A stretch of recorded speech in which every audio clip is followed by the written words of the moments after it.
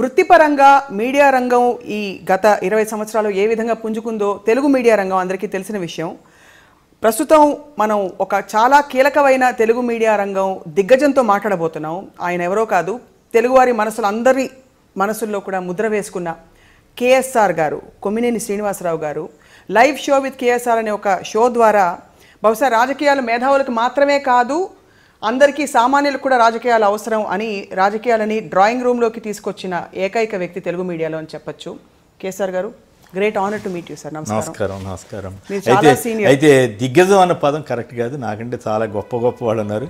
నేను దిగ్గజాన్ని అయితే కాదు. రెండో పాయింట్ వరకు సామాన్యుల వరకు వెళ్ళటానికి కూడా నా వంతు కృషి నేను చేసిన మాట వాస్తవమే, కానీ దిగ్గజం అన్న పదాన్ని నేనైతే ఒప్పుకోరు మీరు. అన్యాయం కూడా దిగ్గజాలు నిజమైన దిగ్గజాలు ఇదేంటి అనేటువంటి పరిస్థితి రావటం నాకు ఇష్టం లేదు. కానీ భలే టర్నింగ్ పాయింట్ వచ్చింది సార్ మీకు. అంటే మీరు 39 ఏళ్ల ఎక్స్పీరియన్స్లో ఒక పాయింట్ అయ్యాక మీరు సడన్గా మీరు లేకుండా ఉదయం లేచి కాఫీ తాగడం ఎలా అలవాటు అయిపోయిందో మీ షో చూడడం అలా అలవాటు అయిపోయింది. అది అదృష్టవశాత్తు నిజమే. కొంత అది నా సీనియారిటీ కొంత ఉపయోగపడింది. కొంతమంది గృహిణులు నాకు వాకింగ్లో ఇద్దరు భార్యాభర్తలిద్దరు కలిసి వచ్చి సందర్భంలో సరదాగా ఎదురుపడి, సార్ మీతో నాకు కంప్లైంట్ ఉందంటే నాకు నవ్వు వచ్చేది, ఏంటమ్మా అని, మీ మూలంగా మా ఆయన రెడీ అవ్వట్లేదు, నాకు చాలా ఇబ్బంది అయిపోతుంది, నాకు టైం అంతా మీరే తినేస్తున్నారు టైం అని. అంటే ఆ రకమైన ఇంపాక్ట్ రావటం అనేది అదృష్టం. అది అందుకు అందరికీ ఆ ప్రేక్షకులు ఆదరించిన వాళ్ళందరికీ కూడా నేను ధన్యవాదాలు చెప్పాలి, కృతజ్ఞతలు చెప్పాలి. మీరు అంటే కారణం ఏంటంటారు సార్? అంటే మీరు ఒక విశ్లేషణ పరంగా చూస్తే me is it your analysis, లేకపోతే మీకుంటే చమత్కారం? మీకు కొంచెం చమత్కారం, హాయిగా అందరితో మీరు కొన్ని షోస్లో నేను చూశాను, రాజకీయ నాయకులు ఫోన్లో వచ్చినప్పుడు, రోసే గారు ఫోన్ వచ్చినప్పుడు కూడా పుట్టినరోజు ఉంటే వాళ్ళని విష్ చేయడం, అంటే వాళ్ళు కూడా మామూలు మనుషులే అని ఒకటి ఎస్టాబ్లిష్ చేశారు. అంటే ఒక రకంగా నిజానికి ఇది పూర్తిగా కొత్తదని నేను చెప్పదనాలను, కానీ మొదట నేను TV5లో ఉన్నప్పుడు ఈ ప్రయత్నం ఆరంభించినప్పుడు చాలామంది నన్ను ఎద్దేవా చేశారు. పొద్దున్నే ఎవరు వస్తారబ్బా, రాజకీయ నాయకులు ఎవరు వస్తారు, ఈ రాజకీయ షో ఎవరు చూస్తారు, మార్నింగ్ అసలు లేవటమే కష్టం, పైగా ఎవరి పనులు వాళ్ళు ఉంటారు అనేవాడు. సరే, నా ప్రయత్నం నేను చేస్తానని చెప్పి మెల్లగా ఆరంభించడం జరిగినప్పుడు మెల్లగా స్లోగా వచ్చిన వాళ్ళతోటి పలానా షో చూడండి అని SMS ఇవ్వటం, ఇట్లాంటివన్నీ చేసేవాడు. చేసిన తర్వాత అది స్లోగా అది పికప్ అవటం మొదలుపెట్టింది. అది దాదాపు 6-7 నెలలు పట్టింది ఒక లెవెల్కి వచ్చింది, జనంలోకి వెళ్తోంది అనే ఫీలింగ్ కలగటానికి. అది చాలా మంచి గుర్తింపు తెచ్చింది. నిజానికి అది TV5 నాయుడు గారికి కానీ వాళ్ళకి కానీ ఐ మస్ట్ సే థ్యాంక్స్. ఆ తర్వాత అనుకోకుండా సరే NTV వారు, చౌదరి గారు వాళ్ళు గట్టిగా రావాలని అడగటం. నిజానికి అసలు టీవీ ఫీల్డ్లో రావడానికి కారణమే చౌదరి గారు. నేను అప్పుడు ఆంధ్రజ్యోతిలో ఉండేవాడిని. మరి ఏ కారణం వల్లన్నా కానీ నేను అప్పుడు మీ TV9లో మీరు ఉండేవారు కదా, అక్కడికి కామెంట్ చెప్పడానికి వాటికి వస్తుండేవాడిని. 2004లో ఎలక్షన్స్ అప్పుడు ఎక్కువగా మమ్మల్ని అనాలిసిస్కి వాటికి వాడుకునేవాడు. నేను సరదాగా పలానాడు ఓడిపోతారంటే చాలామంది వాస్తవమైంది అప్పుడు ఉన్న పరిస్థితుల్లో. సో బహుశా ఇన్ఫ్లుయెన్స్ కావచ్చు, ఏదైనా కావచ్చు. అంతకుముందు యాక్చువల్ నిజానికి 99లో ఈటీవీలో కూడా ఈ అనాలిసిస్కి వాటికి వెళ్ళాం. అంతకుముందు 95లో ఫస్ట్ టీవీ వచ్చింది కదా, ఈటీవీ. అప్పుడు చేసినప్పుడు కూడా అది ఎప్పుడో సంవత్సరానికో 3 ఏళ్ళకో వచ్చిన అవకాశం. కానీ TV9 నేను ఇప్పటికి కూడా నమ్ముతాను, ఒక టీవీ జర్నలిజంలో ఒక రెవల్యూషన్. మనం we have to appreciate Raviprakash, young chap. నాకు ఆశ్చర్యం, కుర్రాడుగా ఉన్నప్పుడు నాకు పరిచయం చెప్పేవాడు, సార్ మేమంతా టీవీ పెడుతున్నామంటే నాకు అర్థం కదా, ఏంటి కుర్రాడు ఇట్లా చెబుతున్నాడు అనుకునేవాడు. I appreciate. నిజంగా we have to accept his dynamism అనండి. కొంతమందిని పెట్టుబడిదారులు కలిపి అంతా ఒక టీవీని తీసుకురొచ్చి మొత్తం టీవీ ఫీల్డ్లో, తెలుగు టీవీ దీంట్లో ఒక ప్రధానమైన మార్పు తీసుకువచ్చిన ఘనత అతనికి దక్కింది. తొలి ఛానల్ గా ప్రమాణాలు ఇలా ఉండాలి, ఇలా ఉండొచ్చు, ఇలాగే ఉండాలి. ఈటీవీ వచ్చినప్పటికి కూడా ఈటీవీ ఒక పద్ధతిలో, ఒక మోస పద్ధతిలో ఉన్నటువంటి తరుణం నుంచి ఇతను ఒక రెవల్యూషన్ తీసుకొచ్చాడు. అది ఎట్లా నాకు ఆశ్చర్యం వేసేది. అప్పుడు నేను ఈనాడు నుంచి ఆంధ్రజ్యోతికి వచ్చేసాను.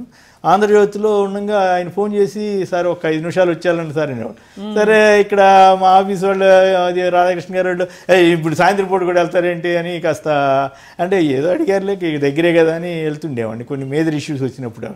అవన్నీ నాకు అంత ఇంపాక్ట్ ఉంటాయని కూడా తెలియదు. యాక్చువల్గా ఏదో పిలుస్తున్నారు, కబుర్లు చెప్తున్నాం, వెళ్తున్నాం, వస్తున్నాం అనుకునేవాడిని పొద్దున పూట ప్రోగ్రాంలకి వాటికి.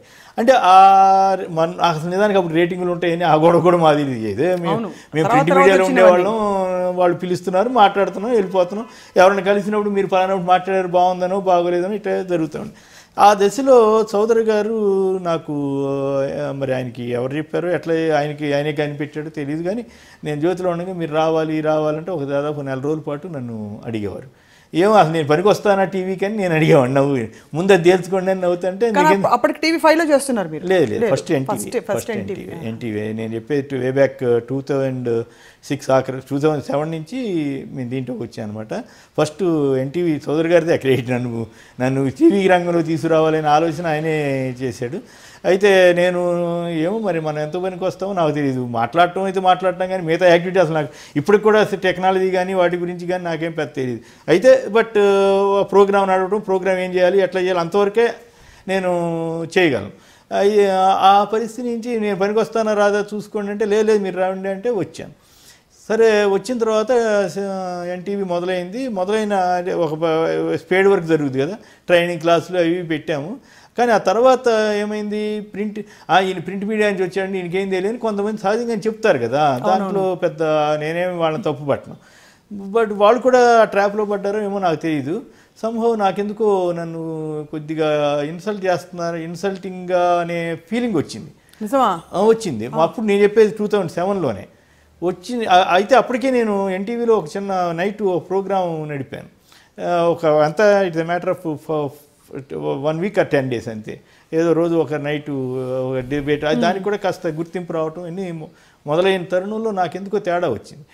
నన్ను అంటే అది చౌదరి గారు తప్పని నేను అన్న, కానీ ఎంప్లాయీస్లో కొంతమందికి రకరకాల యాంబిషన్స్ ఉన్న వాళ్ళు ఉంటారు, వాళ్ళని మనమే తప్పు పడతాను. వాళ్ళు కొంత తేడా వచ్చి నేను వెంటనే ఆ మూమెంట్ నాకు ఇన్సల్ట్ అవుతుంది అని అనుమానం రాగానే వెంటనే ఐ క్విట్. ఇక అసలు ఒక్క క్షణం కూడా ఐ డిడ్ంట్ స్టాప్. అప్పుడు వాళ్ళు అనుకున్నారా నిజంగా ఈయన వెళ్ళినా పెద్ద నష్టం లేదనేటువంటి అభిప్రాయం వాళ్ళకి వచ్చి ఉండొచ్చు, నేనేమి దాన్ని తప్పుపడతా అని. వచ్చినప్పుడు నేను వచ్చిన మరుసటి రోజుకు అదే రోజు మన TV5 నాయుడు గారు వచ్చి మీరు నా దగ్గరికి వచ్చేసేయండి అని చెప్పి తీసుకెళ్ళిపోయారు. సో అట్లా TV5లోకి వెళ్ళాం. TV5కి వెళ్ళిన తర్వాత వారు నాకు పూర్తి స్వేచ్ఛ కూడా ఇచ్చారు ఒక 1.5 ఏడాదిన్నర పాటు. దాంతో ఏమైంది, న్యూస్ వరకు నాకు ఇబ్బంది లేదు. మీరు ప్రోగ్రామ్స్ అవి నిజానికి నాకేం పెద్ద దాటి మీద పట్టు లేదు, ఆసక్తి కూడా లేదు. న్యూస్ ఎట్లా కమాండ్ చేయాలా, ఎట్లా అడావుడి చేయాలా, ఐదర్ టీవీ అయినా ప్రింట్ మీడియా అయినా మాకు ఆ న్యూస్ మీద ఉన్న పట్టు అది ఉపయోగపడి కొన్ని సందర్భాల్లో వాళ్ళు ఫోన్ చేసి ఇబ్బంది పెడుతుంటే కాస్త తగ్గించండి అడిగే పరిస్థితి తీసుకురాగలిగాం. అంటే ఒక మాధ్యమాన్ని జనంలోకి ఎట్లా తీసుకువెళ్ళాలి, న్యూస్ని ఎట్లా అట్రాక్ట్ చేయాలి, న్యూస్ని ఎట్లా ప్రజెంట్ చేయాలన్నంత వరకు నాకు క్లారిటీ ఉంది. ఆ దశలోనే ఈ ప్రోగ్రామ్ని డిజైన్ చేసుకున్న తర్వాత మిత్రులు న్యూస్ క్యాన్ అని పేరు పెట్టారు. ఆ రోజున పెడితే దాన్ని మన నాయుడు గారు వాళ్ళంతా కూడా ఎంకరేజ్ చేశారు. వెంటనే నేను టేకప్ చేసి దాన్ని ఒక దశకి తీసుకొస్తే ఇప్పుడు ముఖ్యమంత్రులు అయిన వాళ్ళు కానీ అంతకుముందు ముఖ్యమంత్రులు అయిన వాళ్ళు చాలామంది ఆ ప్రోగ్రాంలో ముఖ్యమంత్రులు కాకముందు పార్టిసిపేట్ చేశారు, ముఖ్యమంత్రులు అయిన తర్వాత కూడా ఫోన్ ఇన్స్ ఉండేవి. ఈవెన్ రాజశేఖర రెడ్డి గారు సైతం నాకు ఆయన బర్త్డే రోజున గోవాలో ఎక్కడ ఉండి నేను ఫోన్ చేస్తే శ్రీనివాసరావు సరే ఇవ్వండి అని ఇచ్చారట, తీసుకుని మాట్లాడారు.